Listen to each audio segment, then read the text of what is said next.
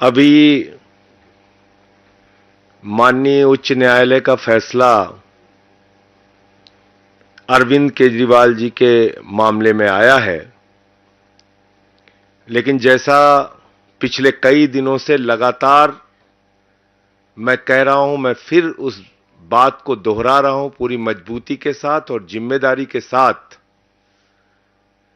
कि ये पूरा का पूरा मामला भारत की राजनीति में आजादी के बाद से लेके सबसे बड़ा राजनीतिक षड्यंत्र है। एक गहरी साजिश के तहत यह मामला बनाया गया है और इस मामले के पीछे किसी घोटाले की जांच का मकसद नहीं है। दिल्ली की प्रचंड बहुमत से चुनी हुई अरविंद केजरीवाल को गिराने और खत्म करने का मकसद है। पंजाब की प्रचंड बहुमत से चुनी हुई सरकार को गिराने और खत्म करने का मकसद है। आम आदमी पार्टी की बढ़ती हुई ख्याति को और राष्ट्रीय पार्टी का दर्जा 10 वर्षों में हासिल करने की उपलब्धि को खत्म करने की कोशिश है। क्योंकि शराब घोटाला तो भारतीय जनता पार्टी ने किया है, वहां तो मनी ट्रेल मिल गया, 60 करोड़ का मनी ट्रेल मिल गया, लेकिन कोई कार्रवाई अब तक भारतीय जनता पार्टी के नेताओं पर नहीं हुई। और अरविंद केजरीवाल जी के मामले में झूठे गवाह तैयार किए जाते हैं, बेबुनियाद आरोप लगाए जाते हैं। 10-10 गवाहों के 10-10 बयानों को छिपाकर षड्यंत्र के तहत 2 ही बयान कोर्ट के सामने लाए जाते हैं। 10 बयानों में से 8 बयान छिपाकर मात्र 2 बयान कोर्ट के सामने लाए जाते हैं। और मैं फिर से दोहरा रहा हूं, मगुंटा रेड्डी, राघव रेड्डी के 10 बयान थे। अंतिम 2 बयान में जैसे ही उन्होंने केजरीवाल जी का नाम लिया, तुरंत उसके बेटे को बेल मिल जाती है। और मंगुंटा रेड्डी कौन है? आज की तारीख में वो एनडीए का प्रत्याशी है। आंध्र प्रदेश में नरेंद्र मोदी जी की तस्वीर लगा के वोट मांग रहा है, जिसके ऊपर भारतीय जनता पार्टी और ईडी ने शराब घोटाले का आरोप लगाकर उसकी जांच शुरू की थी। आज वो कैसे मोदी की तस्वीर लगा के वोट मांग रहा है? मुझे जवाब दो भारतीय जनता पार्टी के लोगों। शरद रेड्डी 12 बयान उसके लिए जाते हैं, अरविंद केजरीवाल जी के बारे में एक शब्द नहीं बोलता। अंतिम 2 बयान में बोलता है, 10 बयान में नहीं बोलता। और जैसे ही 2 बयान में वो नाम लेता है केजरीवाल जी का, उसको तुरंत बेल मिल जाती है और वो छूट जाता है कमर दर्द के नाम पे। ये राजनीतिक षड्यंत्र नहीं तो और क्या है? चंदन रेड्डी नाम के एक गवाह का कान का पर्दा फाड़ दिया गया, हाई कोर्ट में उसने अपील की। समीर महेंद्रू पे दबाव बनाया गया, अरुण पिल्लई पे दबाव बनाया गया, गवाहों को डराया गया, धमकाया गया। और तब यह पूरा मामला केजरीवाल जी के खिलाफ तैयार किया गया। मैं पूछना चाहता हूं भारतीय जनता पार्टी के लोगों से, मैं पूछना चाहता हूं हिंदुस्तान की राजनीति में आजादी के बाद से लेकर अब तक की सबसे भ्रष्ट पार्टी भारतीय जनता पार्टी से और बीजेपी की सरकार से, क्या आप मुझे जरा बताइए कि जब 60 करोड़ का सीधा मनी ट्रेल तुम्हारे खिलाफ मिल गया तो तुम्हारे नेताओं से पूछताछ ईडी और सीबीआई क्यों नहीं कर रही? क्यों नहीं अब तक एलजी ने चिट्ठी लिखी, जांच की? क्या कारण है कि इलेक्टोरल बॉन्ड में इतना हजारों करोड़ का घोटाला सामने आने के बावजूद, जिस कंपनी का मुनाफा 0 है, जिस कंपनी का मुनाफा घाटे में है, मुनाफा तो छोड़िए, जो कंपनी घाटे में चल रही है वो सैकड़ों हजारों करोड़ रुपए आपको चंदा दे रही है, जो फर्जी कंपनियां कागजों में बनी हैं वो सैकड़ों हजारों करोड़ रुपए भारतीय जनता पार्टी को चंदा दे रही हैं। कहां income tax department, CBI, ED क्यों नहीं जांच करती भारतीय जनता पार्टी के नेताओं की? क्यों नहीं पूछताछ होती उनकी? क्यों नहीं गिरफ्तारी होती नहीं उनकी? क्यों नहीं छापे पड़ते उनके यहां? तो इसलिए मैं फिर दोहरा रहा हूं कि यह पूरा का पूरा मामला एक गहरी राजनीतिक साजिश के तहत अरविंद केजरीवाल जी के खिलाफ बनाया गया है। और जो बयान केजरीवाल जी के पक्ष में थे वो बयान ईडी ने जानबूझकर भारतीय जनता पार्टी और सरकार के इशारे पर राजनीतिक साजिश के तहत कोर्ट के सामने रखा ही नहीं बयान। तो जब सारे साक्ष्य आप कोर्ट के सामने नहीं रखेंगे तो कैसे न्याय मिलेगा? उस काम में हमारे जो केजरीवाल साहब के वकील हैं वो लगे हुए हैं और लगातार न्यायालय इस बात को देख रहा है। वकील सारे कागजात के इंस्पेक्शन कर रहे हैं। मुझे पूरी उम्मीद है कि माननीय सर्वोच्च न्यायालय से जल्द ही अरविंद केजरीवाल जी को न्याय मिलेगा, क्योंकि देखिए न्याय की प्रक्रिया है और न्यायिक प्रक्रिया में कई बार विलंब होता है। पीएमएलए एक्ट में बहुत सारी जटिलताएं हैं, जिसमें जमानत मिलने के प्रावधान कठिन है, मुश्किल है, और उसके साथ जब आप साक्ष्य ही पूरे नहीं रखेंगे तो कोर्ट के सामने पूरी बात आ नहीं रही है। 20,000 पन्ने अनरिलाइड डॉक्यूमेंट में रखे गए हैं। मैं सभी पत्रकार मित्रों को बताना चाहता हूं, ईडी ने 20,000 पन्ने अनरिलाइड अपॉन डॉक्यूमेंट में रखे हैं, यानी कि 20,000 कागजात छिपाए गए हैं, यानी कि 20,000 कागजात ईडी कह रही है इस पे हमें भरोसा नहीं है। जबकि सेक्शन 50 पीएमएलए में तो आप झूठा बयान ले ही नहीं सकते। सबसे पहले बताया जाता है सेक्शन 50 पीएमएलए में कि देखो भाई, झूठी गवाही दोगे तो तुम्हारे खिलाफ कार्रवाई होगी। तो किसके खिलाफ कार्रवाई की? अगर 8 बयान किसी आदमी ने दिए और केजरीवाल जी का नाम नहीं लिया, और अचानक जैसे उसने केजरीवाल जी का नाम लिया उसको बेल मिल जा रही है, तो वो 8 बयान झूठे तो है नहीं, क्योंकि वो सेक्शन 50 में दर्ज है। उसको आपने क्यों छिपा लिया? 12 बयान शरद रेड्डी के होते हैं, और आप बताइए शरद रेड्डी 10 नवंबर को अरेस्ट हो रहा है और 15 नवंबर को बीजेपी को 5 करोड़ की रिश्वत दे रहा है, और अपनी गिरफ्तारी से लेकर रिहाई तक 55 करोड़ रुपए की रिश्वत बीजेपी को दे रहा है। उसकी जांच नहीं होगी। तो इसलिए हमें पूरी उम्मीद है कि माननीय सर्वोच्च न्यायालय के समक्ष जब सारे तथ्य, सारे सबूत, गवाहों के सारे बयान जो छिपाए गए हैं वो बयान भी, और उसकी सच्चाई जब माननीय सर्वोच्च न्यायालय के सामने आएगी तो अरविंद केजरीवाल जी को राहत मिलेगी। वो पूरी तरह से निर्दोष साबित होंगे और वो जल्द ही बाहर आएंगे। ये हमारा भरोसा है, यकीन है। गवाहों को मार पीट के बयान लिए गए हैं, ये ऑन रिकॉर्ड चीजें हैं। हाई कोर्ट तक में उन लोगों ने अपील की है, ये ऑन रिकॉर्ड चीजें हैं, ये कुछ छिपी नहीं है। और कोर्ट के फैसलों में कई बार ऐसा होता है, लोअर कोर्ट का फैसला हाई कोर्ट बदल देता है, हाई कोर्ट का फैसला सुप्रीम कोर्ट बदल देता है, सुप्रीम कोर्ट के 2 जजों का फैसला 3 जजों की बेंच बदल देती है, 3 जजों का फैसला 5 जजों की बेंच बदल देती है, 5 जजों का फैसला 7 जजों की बेंच बदल देती है। और हमारे देश में तो ऐसी सरकार है प्रधानमंत्री नरेंद्र मोदी जी की, जो 5 जजों की संवैधानिक खंडपीठ, संविधान पीठ के फैसले को संसद के अंदर बदल देती है। आपको याद ही होगा, 5 जजों ने फैसला दिया था दिल्ली सरकार के पक्ष में कि सर्विसेज उनके पास होनी चाहिए। बावजूद इसके देश के तानाशाह प्रधानमंत्री ने, देश की तानाशाह सरकार ने दिल्ली के पक्ष में दिए गए, अरविंद केजरीवाल जी के पक्ष में दिए गए, लोकतंत्र और संविधान के पक्ष में दिए गए, प्रचंड बहुमत से चुनी हुई सरकार के पक्ष में दिए गए फैसले को, 5 जजों के सुप्रीम कोर्ट के फैसले को संसद में बदल दिया।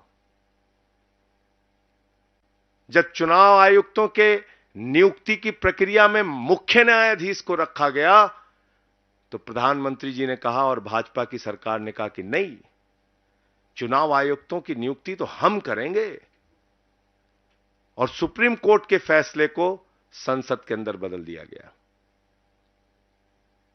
तो है कई बार कानूनी प्रक्रियाओं में। और इस देश के अंदर आपको जानकारी के लिए बता दूं, 80% अंडर ट्रायल है। कोई 10 साल से अंडर ट्रायल है, कोई 5 साल से अंडर ट्रायल है, कोई 3 साल से अंडर ट्रायल है। कई बार न्याय मिलने में विलंब हो जाता है, लेकिन इस मामले में मुझे पूरा यकीन और भरोसा है। मैं फिर दोहरा रहा हूं, अरविंद केजरीवाल जी जल्द ही निर्दोष साबित होंगे, जल्द ही सुप्रीम कोर्ट से, आगे की कोर्ट से उनको राहत मिलेगी, वो बाहर आएंगे। आपके कोई प्रश्न हो तो आप जरूर पूछ सकते हैं।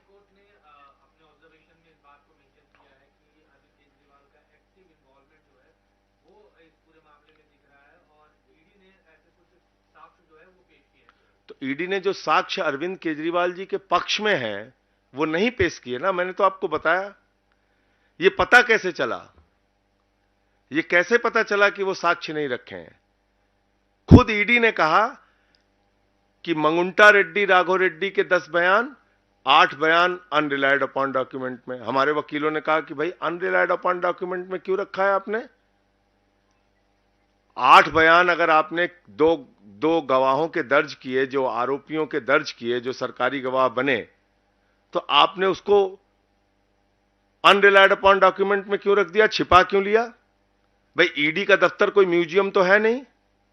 ईडी का दफ्तर कोई रद्दी की टोकरी की जगह तो है नहीं कि वहां पे आप कागज इकट्ठा कर रहे हैं, रख रहे हैं। आपने कागज इकट्ठा किया है किसी को दोषी साबित करने के लिए ना, तो सारे कागजात आप माननीय न्यायालय के सामने रखिए। क्यों नहीं रखा आपने?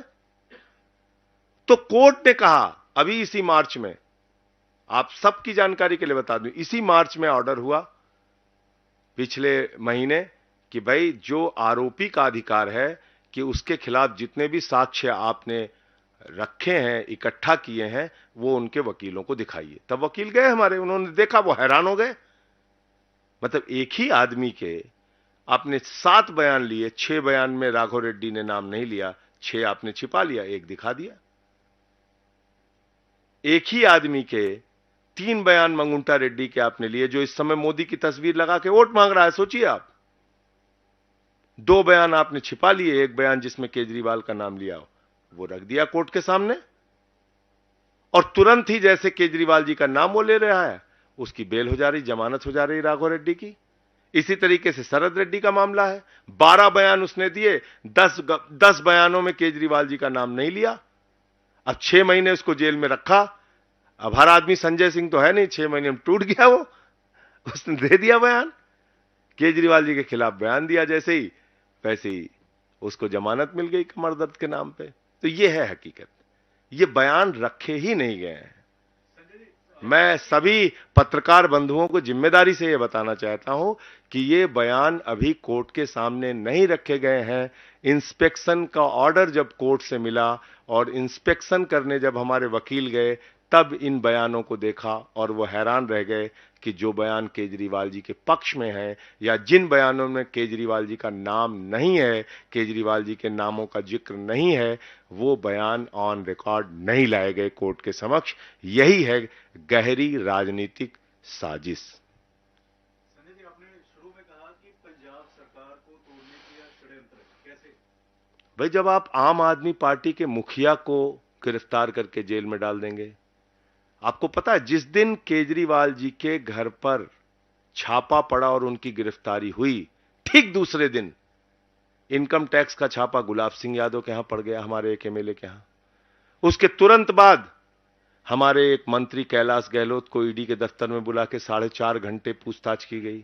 उसके तुरंत बाद हमारे एक विधायक दुर्गेश पाठक को बुला के पूछताछ की गई। तो आप समझ सकते हैं, यही तो हुआ था महाराष्ट्र में। और क्या हुआ था? एक एक की जांच शुरू की, फाइल दिखाया, दबाव बनाया, पार्टी तोड़ा। तो ये प्रक्रिया जो दिल्ली में शुरू हुई है, ये रुकने वाली थोड़ी है। इसके पीछे का मकसद है पूरी की पूरी आम आदमी पार्टी को भारतीय जनता पार्टी की तानाशाह सरकार के द्वारा खत्म करना, ये मकसद है। और वो लोग ये काम कर रहे हैं। पत्रकार बंधुओं से मैं बताना चाहता हूं, जिसकी सरकार में 15 लाख करोड़ रुपए पूंजीपतियों का माफ किया गया, जिसकी सरकार में बैंक घोटाला करके नीरव मोदी, मेहुल चौकसी, नितिन संदेशरा, ललित मोदी, विजय माल्या हजारों करोड़ रुपए लूटकर हिंदुस्तान का विदेशों में बैठे हुए हैं, जिसकी सरकार में इलेक्टोरल बॉन्ड का हजारों करोड़ रुपए का घोटाला हुआ, लेकिन उनके खिलाफ कोई जांच नहीं होती, जिसकी सरकार में पूरब से लेकर पश्चिम तक, उत्तर से लेकर दक्षिण तक चुन चुन के महाभ्रष्टाचारियों को प्रधानमंत्री जी ने गले लगाकर अपनी पार्टी में शामिल किया। वो लोग भ्रष्टाचार के खिलाफ बोलते हैं। मैं तो बार बार इस बात को कह रहा हूं कि भ्रष्टाचार के खिलाफ बीजेपी बोलती है तो लगता है ओसामा बिन लादेन और डाकू गब्बर सिंह अहिंसा पे उपदेश दे रहे हैं। संजय जी, जिस इलेक्टर पॉलिसी के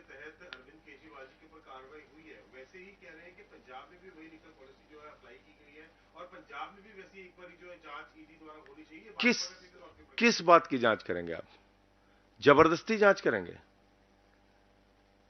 आप यहां की पॉलिसी की जांच करेंगे?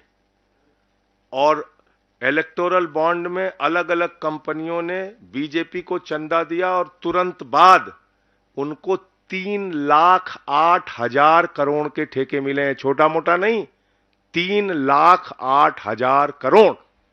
जीरो लगाते लगाते थक जाएंगे आप। ईडी सीबीआई का छापा पड़ा कंपनियों पर। यहां जलंधर या लुधियाना में भी वो कंपनी गेमिंग, कौन सी फ्यूचर गेमिंग करके है वो कंपनी, यहां पे भी उसके ऑफिस वगैरह है। उस कंपनी के यहां ईडी सीबीआई के छापे पड़ते हैं और सैकड़ों हजारों करोड़ रुपए वो बीजेपी को चंदा दे रही है। इसकी जांच नहीं होनी चाहिए? अरविंद केजरीवाल जी की जांच करने के लिए ईडी सीबीआई गामा पहलवान, दारा सिंह, बॉक्सर विजेंदर बन जाती है। और जब बीजेपी की बात आती है तो गजनी मोड में चले जाते हैं, कहें हम तो कुछ याद ही नहीं, हमने कुछ देखा नहीं, हम धृतराष्ट्र हो गए हैं। ये क्या है? ये खुला मिसयूज है जांच एजेंसियों का, सीना ठोक के मिसयूज है, दादागिरी के साथ मिसयूज है कि ठीक है हम कर रहे हैं तुम्हारी सरकार गिराने के लिए। तो इसलिए चुनाव आयोग को तुरंत हस्तक्षेप करना चाहिए। टीएमसी के लोग जो बैठे हुए हैं उनकी मांग बिल्कुल जायज है कि आप इनकम टैक्स डिपार्टमेंट, आईटी के और सीबीआई के और ईडी के डायरेक्टर्स को हटाइए। जो ऑफिशियल्स ये सब काम कर रहे हैं उनका ट्रांसफर कीजिए। अब आप चुनावी, भाई प्रधानमंत्री जी की हालत उस बच्चे की तरीके से हो गई जो अपने पिता के पास पहुंचता है, कहता है पापा हम फर्स्ट आए, पापा हम फर्स्ट आए, पापा हम फर्स्ट आए। पापा ने पूछा भैया कितने प्रतियोगी थे? बोला अकेले दौड़ रहे थे। अकेले ही दौड़ रहे हैं, सारे पहलवानों को पकड़ के आपने जेल में डाल दिया और आप कह रहे हैं कि हम फर्स्ट आ गए। केजरीवाल की गिरफ्तारी के बाद अब आप सीनियर हैं, भगवंत मान हैं, आज विधायकों से मिले, मंत्रियों से मिले, क्या स्ट्रेटजी बनाई है? क्योंकि पंजाब अहम है, दिल्ली अहम 23 सीटें जहां पे आम आदमी पार्टी चुनाव लड़ रही है, उन 23 सीटों पर पूरा तन मन धन से 4 गुना मेहनत और ताकत से हमारा कार्यकर्ता प्रचार करेगा, हमारे विधायक, हमारे मंत्री, हमारे नेता प्रचार करेंगे और वो सारे चुनाव हम लोग जीतने के लिए भरसक प्रयास करेंगे, नंबर 1। और जहां भी इंडिया गठबंधन के कैंडिडेट हैं, जिन राज्यों में हम चुनाव नहीं लड़ रहे हैं, वहां भी हमारी पार्टी इंडिया गठबंधन के प्रत्याशियों के लिए प्रचार करेगी। और एक बात मैं आप लोगों से बहुत साफ कह देना चाहता हूं, 400 पार ये भी एक जुमला है। 400 पार एक झूठा जुमला है, इसके अलावा कुछ नहीं है। आप में से बहुत सारे पत्रकार बहुत दिन से पत्रकारिता में हैं, आप लोग बहुत वरिष्ठ पत्रकार हैं, इसमें बहुत सारे, आप जानते हैं कोई पार्टी अगर चुनाव जीत रही होती है तो ऐसे पागलों की तरह काम नहीं करती कि निर्वाचित मुख्यमंत्री को पकड़ो और जेल में डाल दो। ऐसे नहीं काम करती। इतनी राजनीतिक समझ तो हम लोगों को भी है कि घबराहट है मोदी जी को। और क्यों घबराहट है? क्योंकि महाराष्ट्र में सीट कम हो रही है, कर्नाटक में सीट कम हो रही है, बिहार में सीट कम हो रही है, हरियाणा में सीट कम हो रही है, पंजाब में सीट कम हो रही है, मध्य प्रदेश में सीट कम हो रही है, राजस्थान में सीट कम हो रही है, झारखंड में सीट कम हो रही है। आप देखिएगा इनकी सीटें कम होंगी। सर मैं आपसे एक ही चीज पूछ रहा हूं कि आपने आम आदमी पार्टी के नेताओं पे तो इतने सारे छापे मार दिए, 1 रुपए कहीं बरामद हुए?